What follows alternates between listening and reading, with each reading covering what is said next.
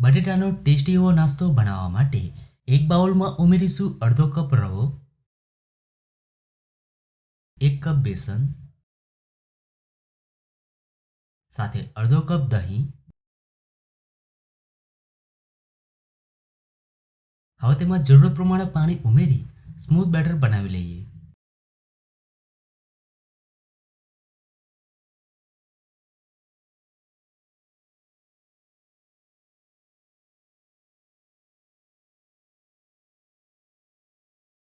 હવે તેમાં ઉમેરીશું 1 ટીસ્પૂન ખાંડ અને સ્વાદ પ્રમાણે મીઠું ઉમેરી બરાબર મિક્સ કરી દઈએ.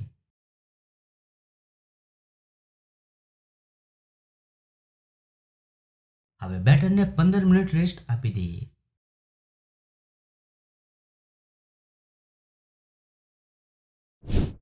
તો બેટરને પલળતા 15 મિનિટ થઈ ગઈ છે.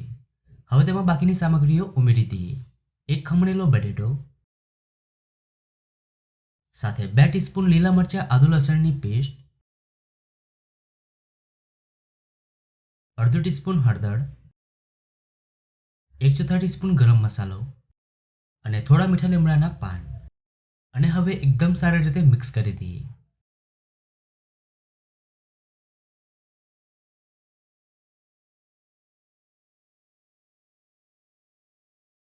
તો બધી સામગ્રીઓને આપણે એકદમ સારી રીતે મિક્સ કરી દીધી છે.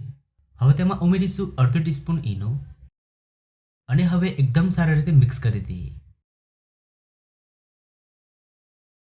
તો બેટર તૈયાર છે.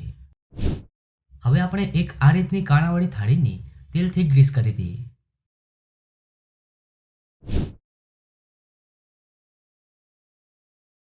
હવે ઉપરથી 1 કડછી જેટલું બેટર ઉમેરી દઈએ.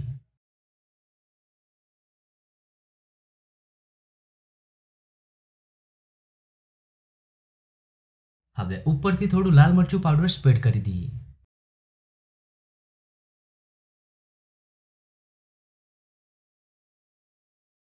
અને હવે 5 મિનિટ મીડિયમ ફ્લેમ પર સ્ટીમ કરી લઈએ. તો નાસ્તાને કૂક થતા 5 મિનિટ થઈ ગઈ છે. હવે તેને જોઈ લઈએ. તો નાસ્તો એકદમ સારી રીતે સ્ટીમ થઈ ગયો છે અને ખૂબ જ સરસ ફૂલ્યો છે. હવે ગરમ ગરમ સર્વ કરી લઈએ. તો ઠંડીમાં ગરમ ગરમ ખાવાની મજા પડે તેવો ખૂબ જ સ્વાદિષ્ટ નાસ્તો તૈયાર છે.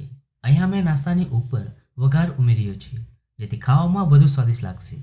તો તમને આ નાસ્તાની રેસીપી કેવી લાગી? જો રેસીપી ગમી હોય તો વિડીયોને લાઈક અને શેર કરજો.